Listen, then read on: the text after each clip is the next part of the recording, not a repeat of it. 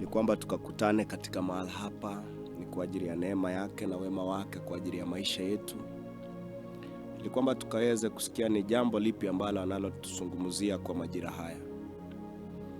Nataka nikaribishe kila mmoja pale ulipo kwa neema ya Jehova aliye hai. Nataka nikaribishe kila mmoja pale ulipo kwa wema wa Mungu. Ni kwamba tukaweze kusemezana pamoja ni kwa ajili ya neema ya Yesu Kristo. Tusikie neno lake linatuzungumzia nini. Maana vile ambavyo nimesema kila wakati ni kwamba neno lenyewe ni Mungu mwenyewe ambaye anayezungumza, kulingana na vile neno limeweza kuandikwa katika kitabu cha Yohana sura ya 1 mstari wa 1, kwamba hapo mwanzo kulikuwa na neno, na neno lilikuwa na Mungu, na neno lilikuwa ni Mungu mwenyewe. Kwa hivyo naamini sana wakati neno linapokuja kwetu ni kwamba ni Mungu mwenyewe anayezungumza nasi. Kwa hivyo nakukaribisha sana katika studio zetu, kaweza kuendelea pamoja nasi ni katika ibada hii, tukiwa tunamngojea na kutarajia kwamba Mungu anaenda kuzungumza nasi ni kwa ajili ya majira haya, na neema yake inaenda kutawala katika maisha yetu katika jina la Yesu. Kwa hivyo tuweza kuamini pamoja tunaposonga mbele, na tutangulie kwa matangulizi ya maombi. Baba, katika jina la Yesu, wewe ni Mungu uliye hai. Bwana, umeinuliwa zaidi ya yote na vyote. Tunaomba neema yako ikatawale. Mungu wetu kainuliwe na kuhimidiwa milele, maana hakuna Mungu mwingine kama wewe. Bwana, ninakushukuru ni kwa ajili ya nafasi tena asubuhi hii bao Bwana umeturuhusu kuifika na pia kuiona. Bangu, tizama sasa tunaingia katika ibada ya neno hili. Jehova, ninaomba neno lako likazungumze ni kwa ajili ya maisha yetu. Naomba neno lako likanene pamoja nasi, maana neno linapozungumza kwetu inakuwa kwamba wewe ndiye Mungu unayezungumza nasi. Jehova, uinuliwe milele daima kwa uwezo wako na neema yako. Ninatangazia mtazamaji wangu, ninatangazia msikilizaji wangu Baba, kwamba baraka ziandame maisha yao. Neema yako Baba ikashuke ni kwa ajili ya maisha yao. Katawale daima, ukainuliwe, maana wewe ni Mungu, na ni kwa Yesu Kristo tuomba tukiamini. Amen. Amen. Majira haya nataka tushiriki neno, tukiweza kusikia ni lipi ambalo Mungu anazungumza, tukiwa na kichwa cha habari hii ambayo inasema kwamba baraka zako ni zako. Maana kwamba baraka zikiwa zako haziwezi zikaondolewa. Ndio wanadamu wanaweza ng'ang'ana, maana adui wa mwanadamu wajua ni mwanadamu. Ndio mwanadamu anaweza ng'ang'ana, watu wanaweza ng'ang'ana katika kila hali wakaweze kuondoa baraka zako kwako, lakini Mungu anakuzudia yaliyo mema, anakuzudia yaliyo makuu. Anavyosema katika kitabu cha Yeremia 29 mstari wa 11, anasema kwamba ninayajua mawazo niliyo nayo kwa sababu yako. Yani God anaelewa mawazo aliyo nayo mema katika maisha yako ya kukufanya ukaweze kufaulu. Kwamba Mungu huyu ananena pamoja nasi katika majira haya ili kwamba tukaweze kusikia sauti yake inazungumza nini ni kwa ajili ya maisha yetu. Wakati ambapo napozungumza baraka ni zako sana, nataka niangalie katika kitabu cha Mwanzo, nikiangalia baraka ambazo zilikuwa zinatendeka kwa majira ya mtu wa Mungu ambaye jina lake tunamuita nani huyu? Tunamuita baba yake Isaka pamoja na Esau ambaye ni Yakobo. Wajua Yakobo, unapoelewa historia yake, Yakobo mara mingi amejipata akipigana pamoja na malaika tunapoangalia pale nyuma, na unapata kwamba Yakobo amepigana naye sana malaika, na mwisho jina lake linakuja kubadilishwa naye akaitwa Israeli. Bwana Yesu asifiwe. So tunapoangalia mara pale katika kitabu cha Mwanzo sura ni 27, kuna mambo mazuri ambayo yanayozungumzwa pale.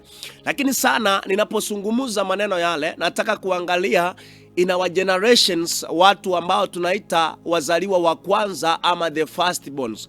I want to speak something here kuhusu wazaliwa wa kwanza. You know, wazaliwa wa kwanza, kabla sijasoma neno pale, nimesema tuko katika Mwanzo 27, na nataka kuzungumza sana kuhusu baraka zako ni zako, lakini nimesema kwamba sana nataka niangalie kuhusu wazaliwa wa kwanza katika familia. Wajua wazaliwa wa kwanza katika jamii ama familia yoyote huwa mara mingi wanapitia matatizo, changamoto mingi na hali nzito sana katika maisha yao. Na unapoona mara mingi unaweza pata mzaliwa wa kwanza katika familia yoyote, ni kwamba amezaliwa lakini unapoangalia maisha yake huwa hayaendi vizuri. Ni kwa nini? Mtu huyu ndiye aliyezaliwa mara ya kwanza na kwa wazazi wake akawapa jina kuitwa wazazi. Somebody ambaye amepa mtu jina na akabadilisha jina lake. Maana kila majira unapoona inapotendeka hivyo, ni kwamba shetani huwa mara mingi anahitaji kupiga mtu huyu sana. Mara mingi unapata kwamba wazaliwa wa kwanza hali za maisha yao huenda haiendi vizuri. Ni kwa nini? Maana hawa wazaliwa wa kwanza kwa majira fulani ilitendeka kwamba kwa wazazi wao wakawabadilisha kutoka mtu kutoitwa mzazi hadi kuitwa mzazi. Na maana walileta uwezo fulani ambao usiokuwa wa kawaida na kubadilisha jina la mtu kutoka kuwa mtu ambaye ni kijana, tukasema basi ni mtu ambaye anaitwa ni mzazi. Unaona kwamba wakati inapotendeka hivyo, unaona kwamba maisha ya wazaliwa wa kwanza mara mingi huwa hayaendi vizuri. Ukipata a number of people ambao kawaida unapata kwamba ni wazaliwa wa kwanza na maisha yao yanaenda vizuri, ni kwa ajili ya neema ya Yesu Kristo. Lakini unapoangalia namba kubwa sana, wazaliwa wa kwanza mambo huwa hayaendi vizuri katika maisha yao. Unapata kwamba kama huyu mtu hawezi kuwa nang'ang'ana financially, anaweza kuwa nang'ang'ana katika mambo ya maisha. Ama kama hawezi kuwa nang'ang'ana mambo ya maisha, utaona hata ndoa yake inakuwa ni mzito sana. Unapata kwamba mambo ya wazaliwa wa kwanza inakuwa ni mazito. Unapata hata katika hali ya kikazi, unapata mzaliwa wa kwanza mambo ni mazito. Unapoangalia katika maisha ya wazaliwa wa kwanza, hata kujenga sometime inakuwa ni kazi ngumu. Maana huyu mtu unapata kwamba ameandamwa pamoja na roho ya kung'ang'ana, ameandamwa na mateso, ameandamwa na mahangaiko sana. Nami nimekuja kwako katika majira haya nikaseme pamoja na wewe. Na pia nataka nisungumuze niseme kwamba katika familia yoyote unapoona ikiwa mzaliwa wa kwanza network yake inaweza kuwa imeharibika sana, unapata kwamba katika hiyo familia kuna anga ya kung'ang'ana sana, mambo hayaendi vizuri. Kwa hivyo nikiwa katika kipindi hiki bado ningependa sana niamini Mungu na niombe na wazaliwa wa kwanza, ninene kwamba baraka za Mungu ziwafuate mahali muliko na neema ya Bwana ifuate maisha yenu, ili kwamba anga katika maisha yenu ikaweze kufunguka na Mungu akaachilie baraka. Ni kwa ajili ya maisha ya wazaliwa wa kwanza ambao wanaonisikia. Maana mahala pale unapoangalia sana Biblia katika kitabu hiki ni cha Kutoka, kitabu cha Kutoka sura ni ya 13. Mungu ananena pamoja na Musa, anamwambia jambo. Mungu anamwambia Musa namna hii, anamwambia Bwana akasema na Musa akamwambia, mstari wa 2, nitakazie mimi wazaliwa wa kwanza wote, kila afunguae tumbo katika wana wa Israeli, wa binadamu na wanyama ni wangu huyo. Nataka uelewe jambo moja. Mungu mwenyewe alielewa kwamba wazaliwa wote wa kwanza walikuwa ni wana wake. Maana Mungu alielewa wazaliwa wote wa kwanza, chochote kifunguacho tumbo katika maisha ya mwanadamu, katika maisha ya wanyama, chochote hicho ambacho kilichofungua tumbo na ikafanyika huyu mtu alipata ile nafasi ya kutoka sehemu moja akaingia sehemu nyingine, akatoka kutoitwa mzazi ikawa ameitwa mzazi. Na Mungu akatambua jambo hilo, akamwambia akamwambia Musa mtumishi wangu, nichukulie wazaliwa wote wa kwanza wa Israeli ili kwamba uweze kunitakazia hao, maana hao ni wangu. Bwana Yesu apewe sifa.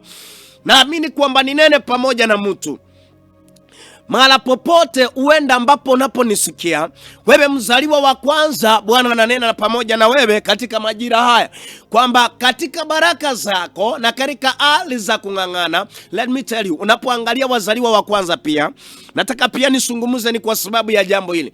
Kuna kitu ambacho umekifanya kama mtu wa kwanza katika familia yenu, ambao kitu hicho akijafanyika popote na mtu yeyote katika hiyo familia. Inamaanisha kwamba katika hiyo hali wewe ni mzaliwa mzaliwa wa kwanza katika hicho kitu. Kuna kitu ambacho umekitenda ambacho kwa familia yenu akingeweza kutendeka. Wewe ni mzaliwa wa kwanza katika hiyo hali. Na wewe ndiye ambaye ninayezungumza na wewe majira haya. Nikwambie kwamba Bwana anakutafuta, na ili kwamba tukaweze kunena pamoja na wewe na tusikie kila ambacho kilicho sauti ya Bwana ni kwa ajili ya maisha yako. Ili kwamba tukaweze kusikia ni nini kilicho sauti ya Mungu katika maisha yako. Wakati wowote unapotenda jambo fulani katika hiyo hali, unapata kuna mambo ambao kweli unaweza kuwa umeanza vizuri, lakini ukiwa unaendelea katika mwendo safari, unapata kwamba mambo yanaendelea kuwa mazito katika hiyo hali. Unapata kwamba mtu katika familia yao amekuwa wa kwanza kuingia katika ndoa. Maana ulikuwa wa kwanza kuingia katika ndoa, ni kwamba adui lazima aweze kukupiga. Maana umefanya kitu ambacho hakijafanyika katika hiyo familia. Inamaanisha kwamba lazima ufuatwe sana na adui. Maana wewe umeleta kubadilisha jina ni kwa sababu ya mahala pale. Umeleta kubadilisha jina ni kwa sababu ya mtu mahali. Nimekuja ninene pamoja na wewe nikuambie, kila ambacho kilichokuwa baraka zako ni lazima kiwe baraka zako. Ndio adui anaweza kukifuata akajaribu kukifungia na kukiweka mbali na wewe. Lakini nimekuja nikuletea habari njema nikiwa katika studio hii, niweze kukuambia kwamba Mungu anatafutana na maisha yako. Hapo mahali umefika, hapo jinsi ambavyo unavyong'ang'ana, nguvu za Bwana zinatafutana na maisha yako. Katika hali zote nimetumwa nikuletea habari njema, nikwambie Bwana anatafuta maisha yako. Licha ya kwamba mahali umefika, neema ya Bwana ikutawale katika hiyo hali na mahali ulipo. Mungu anatuma baraka zake ni kwa ajili ya maisha ya mtu ambaye kwa hakika unanisikia.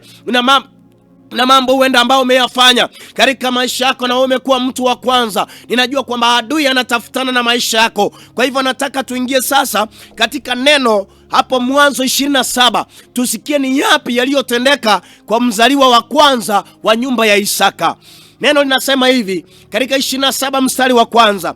Neno linasema kwamba ikawa Isaka alipokuwa mzee na macho yake yamepofuka hasione, akamwita Esau mwanae mkubwa, akamwambia, mwanangu, naye akamwitikia, mimi hapa.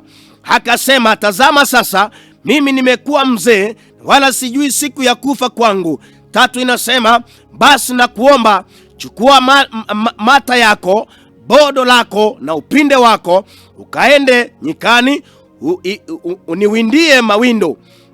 4 inasema, ukanifanyie chakula kitamu namna ile nipendayo, ukaniletee ili nile, na roho yangu ikubariki kabla sijafa. Wacha tuachie pale tunaposonga mbele. Neno linasema Isaka akafanya nini? Isaka akamwambia mwanae ambaye jina lake anaitwa Esau. Kumbuka Esau kutoka pale nyuma, naamini pamoja nami unakumbuka kila ambacho Esau alichofanya. Kumbuka majira fulani Esau anatoka mawindoni na kuja anapata nduguye ameandaa chakula. Naamini hiyo historia unaielewa vizuri. Alivyoachilia upako wake na nyota yake ya uzaliwa wa kwanza, akaiuza kwa sababu ya tumbo. Na katika majira haya mambo yanatendeka. Huyu jamaa ambaye anaitwa Esau alikuwa ashasahau kila alichotenda. Na pia kabla sijazungumza hapa, nataka ninene na mtu nikuambie kitu kimoja. Naangalia Esau, kuna kitu ambacho alichofanya pale nyuma, akasahau kwamba pale mbele kingalimwandama. Lakini kwa majira haya tunaposoma hapa, kuna kitu ambacho kinaenda kuandama huyu jamaa, ambacho kwa hakika alikifanya pale nyuma, naye akasahau. Mekuja nikukumbushe kwamba mtu wa Mungu, ni heri wakati uko na majira mema ukatenda yaliyo mema kwa Bwana. Maana wakati unapotenda mema ukufuata wewe mwanadamu unayenisikia.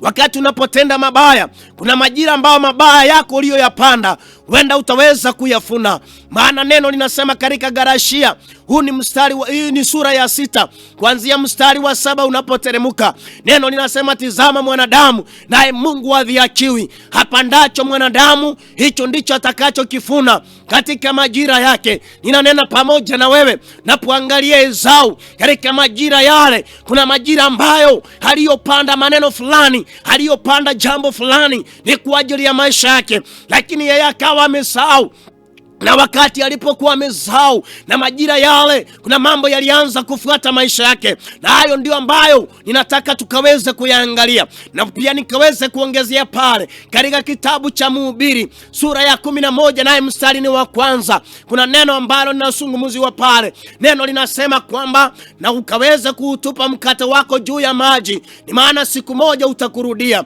Kila ambacho unachokitenda leo, nataka nikuambie mpendo unayenisikia, ni kwamba kila ambacho unachokitenda kuna majira ambao wakinarudi katika maisha yako. Sije ukasahau kwamba yale ambao unayoyatenda, ukiwa unayatenda mema, kuna majira ambao mema yanarudi ni kwa ajili ya maisha yako. Ukiwa unayatenda mabaya, kuna majira mabaya hayo urudi. Kwa hivyo usije ukasahau kwamba kila ambacho unachokitenda majira kama haya, kuna majira ambayo urudi. Ukiwa unawatenda watu mabaya, kuna majira yale mabaya yatarudi ni kwa ajili ya maisha yako. Ukiwa unawatenda watu mema, kuna majira mema yanarudi kwa ajili ya maisha yako. Naye Mswahili akasema, tenda mema nenda zako. Kwa maana wakati unapotenda mema, kuna majira mema urudi. Kila ambacho mwanadamu unachokifanya, ni kwamba majira ambapo unapotenda mema, mema yanarudi ni kwa ajili ya maisha yako. Wakati unapotenda mabaya, kuna wakati mabaya yanarudi kwa ajili ya maisha yako. Kwa hivyo nimekuja ninene pamoja na wewe, nikaweza kukukumbusha kwamba huenda hata maisha unaishi leo ni mavuno ambayo uliyoyapanda kitambo. Yale ambao unayoyapanda leo, kesho huenda utaishi kwa sababu ya yale. Kwa hivyo wakati ambapo unapopanda mbegu, nami nataka nikukumbushe jambo moja. Unapopanda mbegu leo, ukumbuke mazao yapo. Swali ni moja ujiulize mpendwa, wakati leo unapopanda majira ya mavuno, je, utaweza kufurahia mavuno yake? Maana mavuno yaja ni kwa ajili ya kila mbegu unayoipanda. Maana yale matendo ambayo unayoyafanya, hiyo ni mbegu ambayo unayoipanda mpendwa. Kuna majira ya mavuno yaja, kuna yale mema unayoyapanda, kuna majira ambayo utaweza kuyafuna. Kuna yale mazuri unayoyapanda ni kwa ajili ya watu, kuna majira hakika utaweza kuvuna. Pia sawasawa usahau yale mabaya ambao unayoyapanda leo, kuna majira ya mavuno yake. Nami kwa hiyo naweza kukumbusha, nikwambie jambo moja mpendwa, yamefika majira uamini ya Bwana ni kwa ajili ya maisha yako na hali unaotenda katika anga ya maisha yako. Kuamini ya Mungu kutenda mema ni kwa ajili ya maisha yako. Sasa angalia, yamefika majira.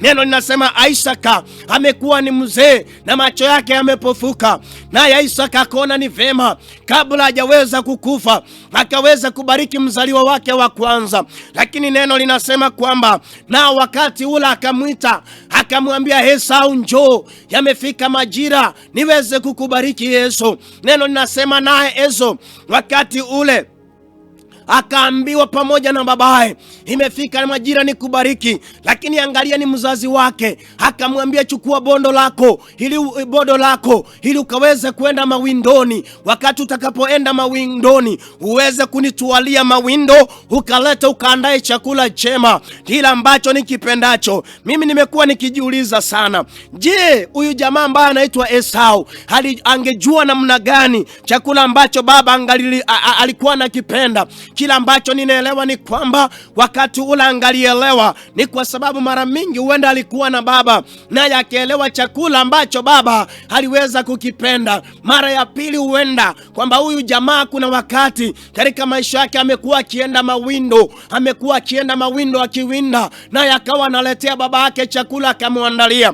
Lakini siku hii imekuwa ni siku speciali. Baba amemwambia, chukua bodo lako ukaenda ukaniwindie chakula, ukaenda ukaniwindie mawindo, ili kwamba uje uniandalie chakula njema, ili kwamba niweze kukubariki ni kwa ajili ya maisha yako. Na neno linasema na jamaa aliposikia habari ile akaona ni vema, na neno linasema akatoka moja kwa moja akakimbia pale nyikani ili kwamba akaweze kuwinda. Nataka nisungumuze kuhusu nyika.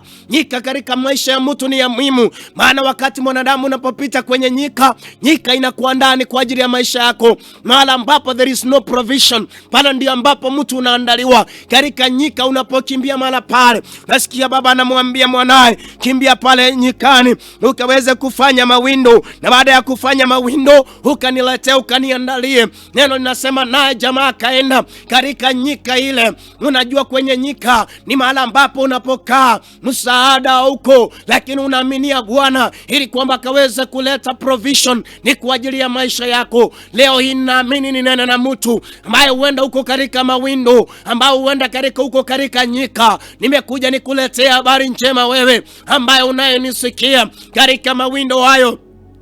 Bwana anaenda kukuandalia mema katika mawindo hayo. Hii ni wa desert ambayo uko leo ndani ya hiyo nyika. Ninaomba kwa jina la Bwana ni kwamba Mungu akatawale, akashuke ni kwa ajili ya mawindo yako, ndani ya kung'ang'ana ndani ya hiyo mawindo. Anga imekataa, imekuwa nzito ndani ya nyika hiyo. Nimekuja nikunenea habari njema mpendwa, nikwambia ondoka ndani ya hiyo, ondoka ndani ya hiyo nyika, maana Bwana amekuja ni kwa ajili ya maisha yako, aweze kufanya provision ndani ya mawindo yale. Ninajua kuna mazito ambayo kwa mara pale, kuna kung'ang'ana, kuna kukimbia hapa na pale. Unapoangalia jamaa anapoenda kwenye mawindo, pendo amini usiamini, hajaenda kwenye mawindo akasimama mahali pamoja akapata yale mawindo aliyokuwa anayahitaji. Angalia kung'ang'ana kwake kwenye mawindo, angalia vile jamaa amekimbia hapa na pale, angalia alivyong'ang'ana, maana mawindo hayamsubiri. Akawa anakimbia mahali pale, anang'ang'ana huku na kule, angalau aweze kupata kila ambacho anahitaji. Lakini unapoangalia mwisho, neno linasema naye akafanikiwa, akaweza kupata. Nikuja ninene pamoja na wewe mpendwa, mtu ambao unayenisikia majira haya, wali ambapo umeweza kung'ang'ana sana, huku na kule umekimbia kutafuta kazi, huku na kule umekimbia kung'ang'ana, huko katika nyika yako. Ndani ya hiyo nyika nimekuja nikuletea habari njema. Sauti ya Bwana inanena kwamba Mungu ndiye provision katika hiyo hali. Mungu ndiye ambaye anaweza fanya katika hiyo hali, atengeneze njia mahali pasipo na njia. Mungu ndiye ambaye anaweza kukufungulia. Mungu ndiye ambaye anaweza kukutetea. Mungu ndiye ambaye anaweza tenda jambo. Na mtu ambao unanisikia, huenda umeng'ang'ana sana ni kwa ajili ya ndoa, wendo umeng'ang'ana sana ni kwa ajili ya kazi, wendo umeng'ang'ana sana ni kwa ajili ya biashara, wendo umeng'ang'ana sana ni kwa ajili ya mapato. Nimekuja nikuletea habari njema ndani ya hiyo nyika ambao umeng'ang'ana mpendwa. Majira yamefika kwamba Bwana ananena pamoja na wewe, anaweza akaleta provision pale mahali huko. Ndio kuna kung'ang'ana, ndio kuna kuhangaika, ndio kuna mateso, ndio kuna roho ya mahangaiko, lakini nakuletea habari njema nikwambie ndani ya hiyo mahangaiko Bwana anaenda kutengeneza njia, Bwana anaenda kufungua njia. Nami nakunenea kwa jina la Yesu, kwa uwezo na neema ya Bwana, wacha Baba afanye njia ni kwa ajili ya maisha yako. Ninanena na wewe pamoja katika jina la Yesu, ukiwa unaaminia ni kwamba wacha Bwana atengeneze njia, ni kwamba kwanza Bwana akafungue njia katika mawindo in that desert ambayo huko. Wacha Bwana atengeneze njia ndani ya hiyo desert, ndani huko. Wacha Bwana asababishe jambo, mambo yatendeke makuu, baraka zikufuate na njia ikafunguke ni kwa ajili ya maisha ya mtu. Kiwa unaamini useme tu amina kwa jina la Yesu. Naomba nikaendelee mahali pale. Neno linasema kuanzia mstari wa 5 sasa. Na Rebeka akasikia Isaka aliposema na Esau mwanae, basi Esau akaenda nyikani winde mawindo hayalete. 6. Rebeka akamwambia Yakobo mwanawe, akasema, angalia, nimemsikia baba yako akisema na Esau ndugu yako akinena.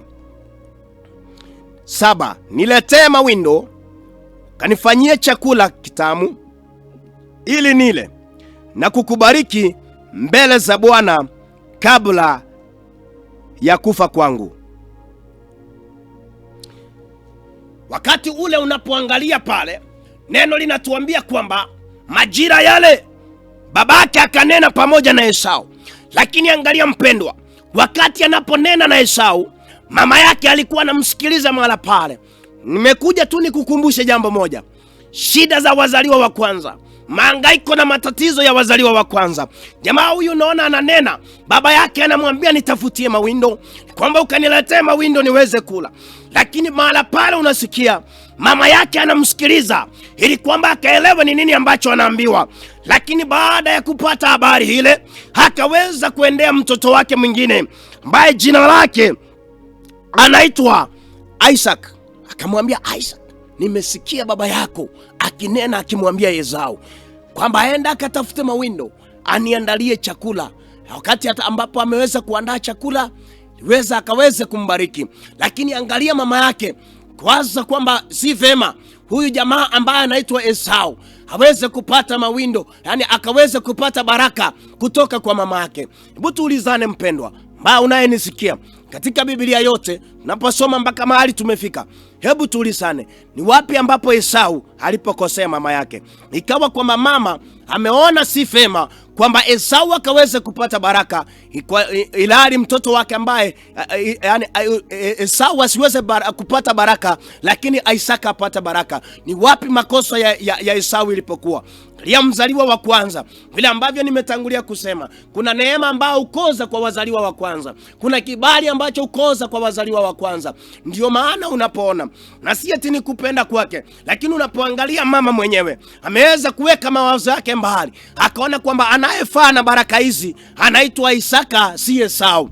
Mtu angalie mara pale, neno limesema kwamba naye mama akasikia sauti, akaendea kijana wake Isaka akamwambia, nimesikia, nimekuja ninene pamoja na wewe mtu wa Mungu. Nikiwa nasungumuzia mara pale, kuna watu ambao baraka zinakuja kwako, hata wakati zimesungumuzwa ni kwa ajili ya maisha yako. Watu wanakuja, mtu anajiandaa, anakuja na divert kila ambacho kilikuwa chako. Nimekuja ninene pamoja na wewe pendwa ambao unayenisikia, yeyote ambaye amesikia baraka zako naye akakuja ili kwamba divert kila ambacho tunaita baraka zako, nimekuja ninene na wewe kwa jina la Yesu. Hizo sauti ambazo wanazosikia, ambazo zinazokufuata kwa maisha yako, wakati mwingine unapoandaa, watu wengine ni kujenga nyumba, watu wengine ni kuingia kwenye ndoa, lakini wakati uliposungumuziwa ukasikia kuna maandalizi yanaendelea, na kuna mtu akakuja badala ungalipokea ile baraka, akachukua nafasi, akachukua baraka zako ili kwamba akaziondoa mbele zako. Nimekuja ninene pamoja na wewe. Kuna mtu wenda unanisikia, kuna majira ambapo ulipohitaji kuingia kwenye ndoa, punde tu uliposhiriki na marafiki wengine wakakuja wakachukua hiyo nafasi, wakaingia kwenye hiyo ndoa badala yako wewe ambao unayenisikia. Kuna mtu ambao unanisikia, wakati mwingine inawezekana kuna kazi ambayo ulikuwa umeandaliwa mbele zako, mema ambayo alikuwa yameandaliwa, hata na safari ile uliyokuwa umeandaliwa, lakini wakati fulani, wakati ambapo adui aliposikia kwamba nafasi ile imeandaliwa ni kwa sababu ya maisha yako, akachukua sauti ile akaweza kuipeleka mahali pengine. Naposoma kwenda chini, neno linasema kwamba na mama akamwambia, enenda ukachukue mnyama, enenda ukachukue kondoo ili kwamba uwalete na mimi nikuandalie kitoweo, ili kwamba uweze kuenda ukaandalie baba, ukaweze kupelekea baba yako ili kwamba aweze kukubariki. Watu wangapi leo hii baraka zilikuwa zije kwako, lakini watu waliposikia baraka hii kwamba inakuja kwako, na wao wakaandaa njia wakaweza kukuondoa kwenye baraka ile. Watu wangapi walipoona wakati ulipoingia kwenye hiyo kazi, wengi wakapanga mipango iliyokuwa kinyume na maisha yako, ukaondolewa kwa hiyo nafasi. Ni watu wangapi leo hii walioandaliwa ni kwa sababu ya nafasi fulani ambayo iliyoandaliwa ni kwa sababu ya kazi, lakini walipokuwa wanaisubiria, watu wengine waliosikia sauti hiyo wakaenda mbele zako wakachukua nafasi hiyo. Nimekuja ninene na wewe kwa jina la Yesu, wacha uwezo wa Bwana utawale mbele zako. Hiyo sauti ambayo iliyokuja ikachukua nafasi yako, hata na leo ninaomba Mungu aliye hai na anayetawala, ni kwamba andame maadui zako, ni kwamba andame njia zao katika jina la Yesu, hakutengeneze njia nyingine. Kila ambacho kilichotoka kwako, ninaomba kwa jina la Yesu, ni kwamba Mungu afanye restoration, ni kwamba Mungu akurejeshe, ni kwamba Bwana akurejeshe hiyo ndoa iliyopotea, ni kwamba Bwana akurejeshe hiyo kazi iliyopotea, ni kwamba Bwana akurejeshe hiyo usafiri uliokuwa unahitaji wakati fulani na majira fulani, ni kwamba Bwana kurejeshe hicho kilichopotea. Ni kwa ajili ya adui alisikia sauti ya baraka ambayo iliyokuwa inakujilia, ni kwa sababu ya maisha yako. Ninanena na wewe kwa jina la Yesu, ni kwamba Mungu akaondoe kila ambacho adui aliweka mbele zako. Ninaomba kwa uwezo na neema ya Bwana, ni kwamba Jehova akatawale, akayatende yaliyo mema, ni kwa ajili ya maisha yako mpendwa. Kila ambacho kilichopotea, ni kwamba Mungu akakutendee yaliyo mema kwa jina la Yesu, akaachilie baraka na ushindi wake ni kwa ajili ya maisha yako, afanye restoration katika hatima yako. Ninanenea destiny yako mpendwa katika jina la Yesu. Wacha Mungu akaweze kukutetea na kupigania kwa uwezo na neema yake. Napoangalia mara pale, napoteremuka kwenda chini, naomba sasa nisome pale mstari wa 11. Sasa baada ya mama kuandaa kitoweo, kamwambia Yakobo akamwambia Rebeka mamae, Esau ndugu yangu ni mtu mwenye malaika na mimi ni mtu mwenye laini. Yani inamaanisha sasa yamefika, jamaa anaandaliwa ili kwamba aende kupeleka chakula, aweze kupokea baraka kutoka kwa Baba. Nimekuja ninene na wewe mpendo unayenisikia. Yeyote aliyejiandaa mbele zako, aende achukue baraka zako kabla ya wewe.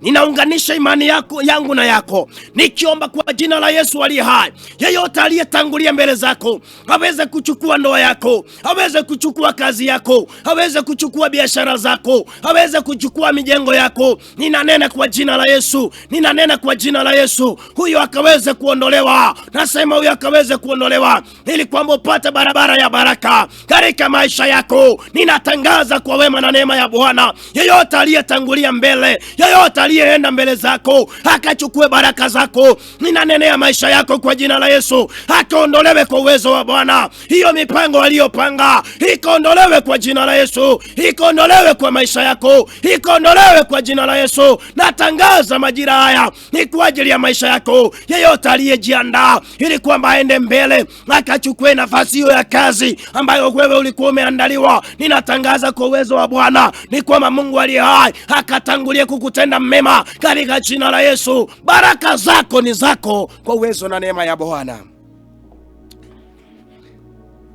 Neno linasema kwamba 12, labda baba yangu atanipapasa, nami nitakuwa machoni pake kama mdanganyifu, nami nitaleta juu yangu laana wala si baraka. Anasema ataweza kuwa kama mdanganyifu, na ilhali ni mdanganyifu. Adui, unajua hawezi sema mimi ni adui. Mtu mbaya hawezi kuja kuambia mimi ni mbaya.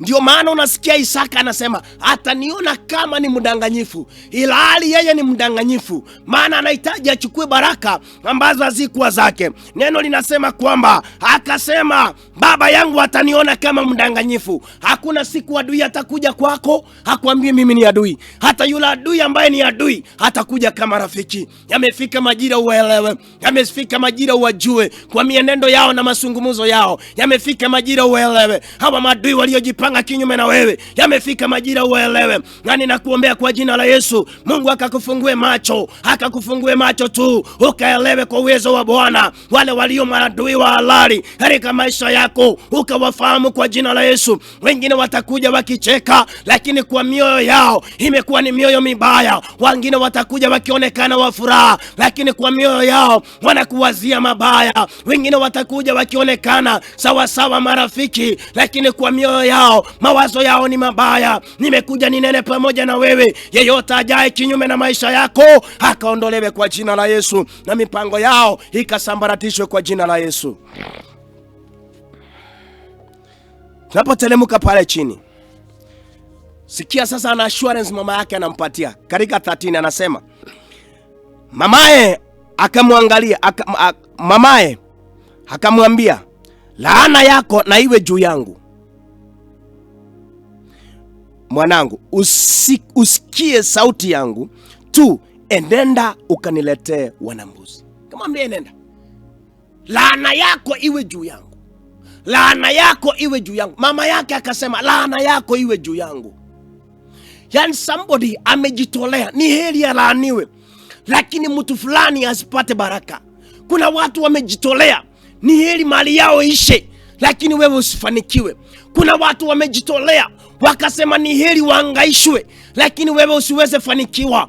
Nimekuja ninene na wewe, sijui ni watu gani ambao wamesimama kinyume na wewe, hata wameamua kupoteza mali yao lakini wewe usije ukafanikiwa. Nimekuja ninene kwa jina la Yesu. Tuna Mungu aliye hai. Wote waliosimama mbele wakakula kiapo kwamba wewe utaweza fanikiwa, nimekuja nikunene kwa jina la Yesu. Mungu aliye hai mwenye uwezo ndio watanena kwa vinywa vyao, ndio watasungumuzwa kwa midomo yao, lakini maneno yao, ninasema maneno yao, ninanena maneno yao kwa ajili ya maisha yako hayawezi faulu. Hiyo tunakataa katika jina la Yesu aliye hai.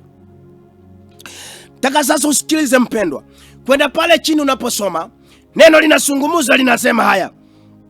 Wakati sasa amefika katika 21, hapo mahali tuliko, tuanzie 20. Nasema Isaka akamuuliza mwanawe, imekuwa umepata upesi namna hii mwanangu akasema kwa babaye, Bwana Mungu wako amenifanikisha. Wacha nikueleze. Isaka alipoingia, baba yake akauliza imekuwaje umerudi mapema? Wacha nikwambie mpendwa, wakati ambapo adui anapohitaji kuovertake baraka zako, anakuja kwa upesi sana, huwa anaharakisha kwa upesi sana, kwamba hata baada ya wewe kukuja utapata kwamba adui alishatangulia mbele zako, akatangulia kuchukua baraka zako.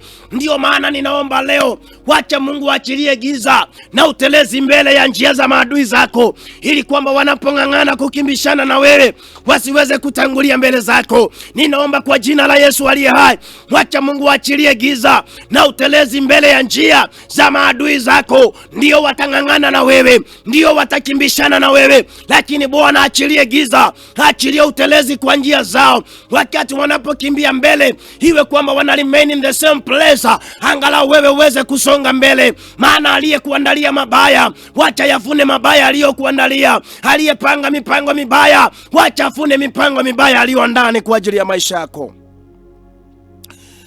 Na nasikia nisungumuze jambo hili. Mpendwa, chukia shortcut katika maisha yako. Chochote unachokifanya, chukia shortcut kwa maisha yako.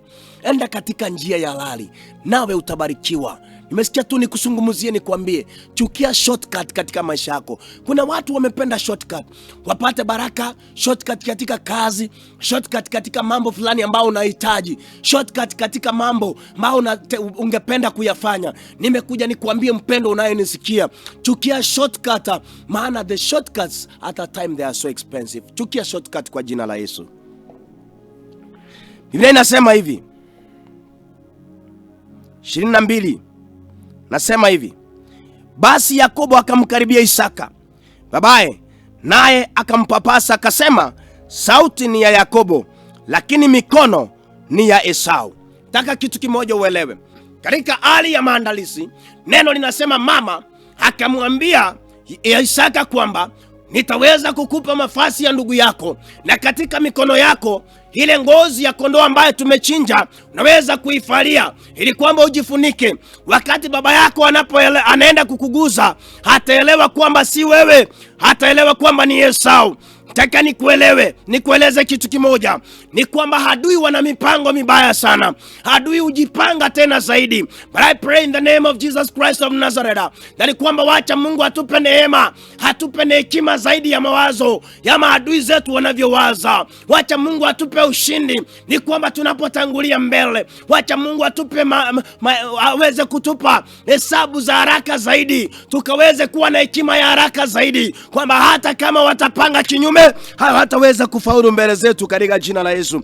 Kwa hivyo neno linasema kwamba naye mama yake akamwambia, nitakufalisha mavazi. Na unapoangalia mahala pale, jamaa sasa amefika mbele za baba, amevaa mavazi ya ndugu yake, na baada ya kuvaa mavazi ya ndugu yake amejifunika na ile ngozi. Neno linasema kwamba naye baba yake akampapasa.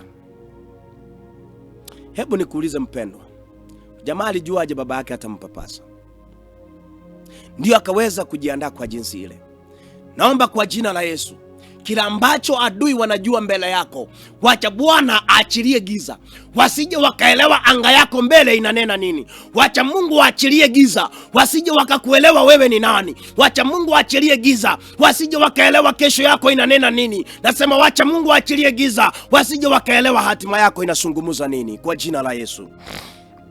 Neno linasema 22, basi Yakobo akamkaribia Isaka babaye, naye akampapasa akasema, sauti ni ya Yakobo, lakini mikono ni ya Esau. Wala hakumtambua, kwa maana mikono yake ilikuwa kama mikono ya Esau ndugu yake, yeye malaika. Basi akambariki. Neno linasema kwamba alipofika karibu na Yakobo baba yake, neno linasema naye akampapasa, akasema kwamba harufu anayoisikia, kila ambacho anayosikia, ngozi aliyoguza kwa mikono yake, akasema mayoa yale, akasema malaika yale yanakaa ya Esau. Akasema kweli kila ambacho ninachosikia, anasema mikono ni ya Esau, lakini kila ambacho ninachosikia ni kwamba sauti si Esau. Nimekuja ninene pamoja na wewe kwa jina la Yesu. Kuna watu ambao wamevalia mavazi yetu, wanaonekana kama sisi na sisi. Yeyote aliyevalia mavazi yako, na nataka nisungumuze kuhusu mavazi ya mwanadamu. Mavazi yako ni kama wewe mwenyewe. Ndio maana unapoona wakati hata mtu anahitaji kumalizana na wewe, anachukua mavazi yako, maana mavazi yako ni wewe mwenyewe. Nimekuja ninene na wewe kwa jina la Yesu. Mahali popote mavazi yetu yalipo, wacha weze kurejeshwa kwa uwezo wa Bwana. Kuna watu waliochukua mavazi huenda bila ambavyo ilivyofanyika katika hii fasa, ni kwamba watu wamechukulia anga yako wakati wamefika mara pale wakahitaji wafunguliwe baraka, ni kwa sababu ya maisha yao, wakidhani ni wewe unafunguliwa. Leo ninaomba kwa jina la Yesu, kile kilicho chako, baraka zako ziwe zako, hazitaweza kuondolewa kwa maisha yako. Ndio watafaa kama wewe, lakini wazipate baraka zako. Ndio watajiandaa kama wewe, lakini nakataa kwa jina la Yesu, ila aliyo baraka yako wacha ikuandame kwa neema ya Bwana kwa jina la Yesu. Neno linasema naye baba akaguza mikono yake, alipokuwa na mpapasa, akasema kweli mikono ni ya Esau, lakini sauti ninayoisikia ni sauti ya Isaka. Nimekuja ninene na wewe katika jina la Yesu aliye hai. Wacha Mungu akutangulie mbele, wacha Mungu akutangulie mbele. Waliotangulia mbele zako, mikono yao ikachukua baraka zako, wakaweka mikono ikawa kama yako, na ilali mikono ile si yako, mikono ile ikapokea baraka ambao mpendo ungaipokea. Ninanena kwa jina la Yesu, kila mkono uliotangulia mbele zako ambao si mkono wako ukachukua baraka zako, hiyo tunakataa kwa jina la Yesu. Ninaomba kwa uwezo wa Bwana restoration kwa jina la Yesu. Hiyo uliyopoteza, mikono iliyotangulia mbele ikachukua kazi hiyo, mikono iliyotangulia mbele ikachukua baraka hizo, ninanena kwa jina la Yesu, hiyo mikono ikaondolewe. Hata majira haya ninanena kwa maisha yako, mkono wowote ulio mbele zako ukachukue baraka zako, ninaunenea kwa jina la Yesu, ikaondolewe mbele zako, ukondolewe mbele zako. Huo mkono usio halali ukondolewe mbele zako, ili kwamba baraka zako ziwe zako kwa jina la Yesu. Nataka kuzungumza jambo moja hapa kidogo tu kuhusu kizazi hiki cha Yakobo. Unapoangalia Isaka amechukua baraka si zake, na unapoangalia katika kizazi chake, inamaanisha alikuja akaendelesha hiyo hali. Hebu kidogo tufungue pamoja na wewe katika kitabu hicho tulicho cha Mwanzo. Hiyo ni sura ya 48. Wakati unaposoma mahala pale, napata kwamba Isaka alikuwa na wana. Miongoni mwao kulikuwa na jamaa mmoja ambaye anaitwa Joseph. Naamini vizuri unaelewa historia kuhusu Joseph. Joseph, neno linasema hapo unaposoma 48, neno linasema ikawa amefanikiwa na amebarikiwa, akapata neema, akawazaa wana.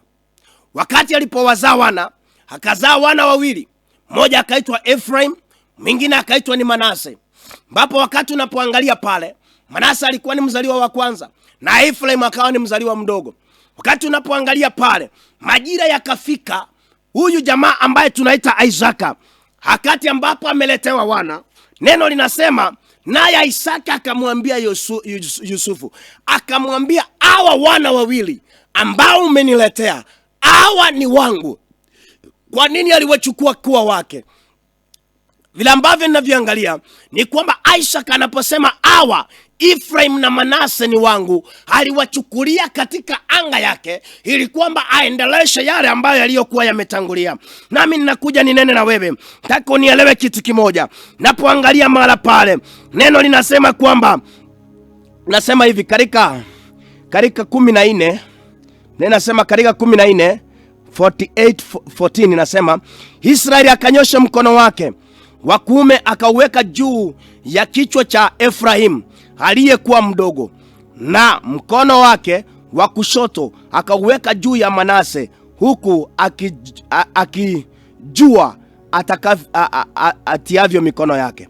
Just imagine mpendwa, wakati sasa yamefika majira Isaka aweze kubariki Efraim na Manase, lakini wakati unapoangalia wameletwa vizuri mbele zake, lakini wakati anapowabariki akageuza mikono yake namna hii, akaweka mkono wa kulia katika sehemu ya mdogo na akaweka mkono wake wa kushoto katika sehemu ya kijana mkubwa. Hii ilikuwa inamaanisha namna gani? Baraka za mkono wa kulia ndizo zilizokuwa baraka za halali. The right hand side ndio ilikuwa mikono ya halali ambayo ingembariki huyu jamaa ambaye tunayemuita Manase, lakini mkono ukabadilishwa akawekewa mkono wa kushoto, na yule ambaye aliyekuwa mdogo Efraim akawekewa mkono wa kulia. Ina maana namna gani? Mkono huu wa kulia ukapeleka baraka ambapo hapa kustahili niseme tu, maana aliyekuwa anastahili kubarikiwa anaitwa nani? Anaitwa Manase, lakini Efraim akabarikiwa kwa niaba ya Manase. Ninanena leo kwa jina la Yesu, zile zilizokuwa baraka zako ndio huenda you have lost them for a long time, but I've come to tell you in the name of Jesus Christ of Nazareth, kila ambacho kilichokuwa chako wacha Bwana akurejeshe. Nasema wacha Bwana akurejeshe, nasema wacha Bwana akurejeshe. Wacha haya yawe maombi ya restoration. Baraka zako ni zako, ninanena kwa jina la Yesu aliye hai. Ndio huenda zimepotea, lakini nasungumuza ni kwa ajili ya maisha ya mtu. Baraka zako ni zako, ninanena kwa ajili ya maisha yako. Baraka zako ni zako. Wacha Mungu anyoshe mkono tu akatende jambo ni kwa ajili ya maisha yako, Mungu akaweza kukupigania. Baraka zako ni zako, ninanena kwa uwezo wa Bwana. Wacha Jehova atawale, wacha Mungu akukumbuke ni kwa ajili ya uwezo wake. Pendwa, sijui ni jambo gani limeendelea kwa maisha yako. Hata tunapofika mwisho wa kipindi hiki, Mungu amenituma ni kwa ajili ya maisha yako. Wewe ambaye unayenisikia, nami nimekuja nimekuletea habari njema. Umesikia na umeelewa kila ambacho tumezungumza mahala pale. Sema kwamba baraka zako mpendwa ni zako. Baraka zako ni zako. Ndio huenda zimepotea, lakini baraka zako ni zako.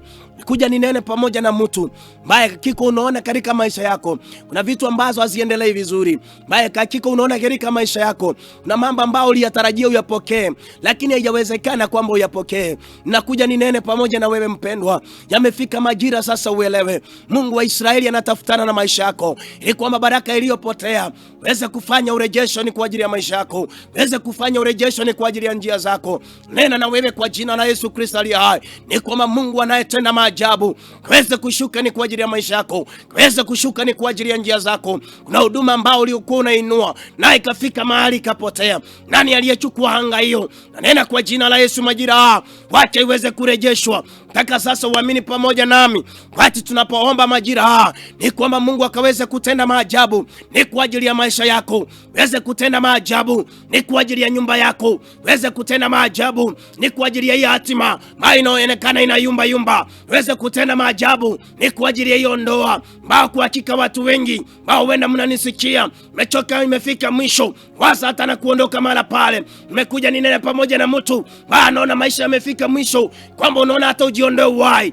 Kuja ninene pamoja na wewe kwamba tuamini Mungu pamoja akaweze kutenda yaliyo ya ajabu, kaweze kuleta restoration katika maisha yako, mambo yakawe salama kwa jina la Yesu. Taka tuamini tu pamoja ukiwa mahali pale katika jina la Yesu Kristo aliye hai. Baba wangu na Mungu wangu ninakuinua.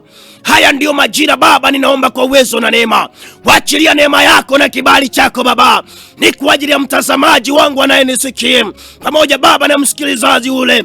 Jehova, ninaomba kwa jina la Yesu aliye hai Baba ukatawale maisha yao Jehova. Chochote kilichokuwa chao nachoonekana kana kwamba kiliondolewa Baba, ninatangaza majira ukatawale, waachilie nguvu zako. Mikono ya maadui iliyotawala mbele zao ikatangulia mbele zao Baba, ikachukua baraka zao. Ninatangaza majira haya, waachilia moto wako Baba, waachilia nguvu zako Jehova. Sambaratisha kila mipango mibaya hali inaonekana nzito. Ninatangaza Mungu wa amani, waachilia moto wako Baba, sambaratisha mipango yote mibaya. Ninatangaza uwezo wa Bwana, ninatangaza uwezo wa Bwana ni kwa ajili ya maisha yao. Natangaza uwezo wa Bwana ni kwa ajili ya njia zao Baba. Tawala majira haya maisha yao Baba, ukaachilia achilia nuru yako, achilia nuru yako Jehova, ukayatende mema, ijulikane wewe ni Mungu. Wainue Baba, watende mema, uwezo na neema yako ikatawale, na ni kwa Yesu Kristo tunaomba tukiamini, amen.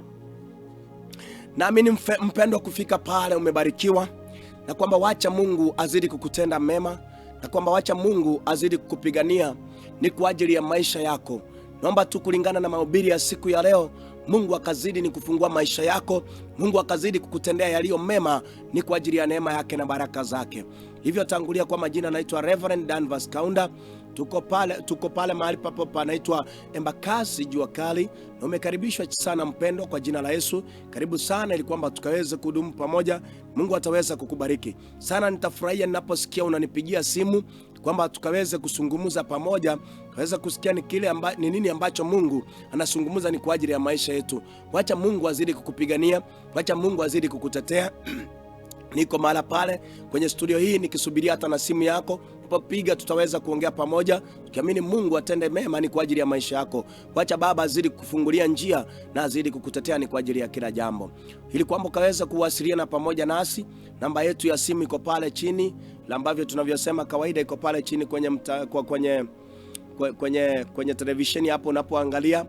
Kwa hiyo maandishi yameandikwa hapo chini, unaweza kuiona vizuri, kwamba ukaweza kupiga simu hiyo, ukaweza kunena pamoja nasi, naye Mungu ataweza kukuinua kwa viwango vingine na azidi kukutendea na kupiganie kwa jina la Yesu. Yeyote atakayewasiliana, yeyote unaoona kwamba ana shida jinsi hiyo, mupe ujumbe huu, aweze kusikiliza na ataweza kubarikiwa zaidi, na tuweze kuwasiliana Mungu anapotujalia. Nguvu za Bwana zikutawale, nami nasema shalom. Uwe na siku ya baraka, uwe na siku ya ushindi kwa jina la Yesu. Amen. Amen.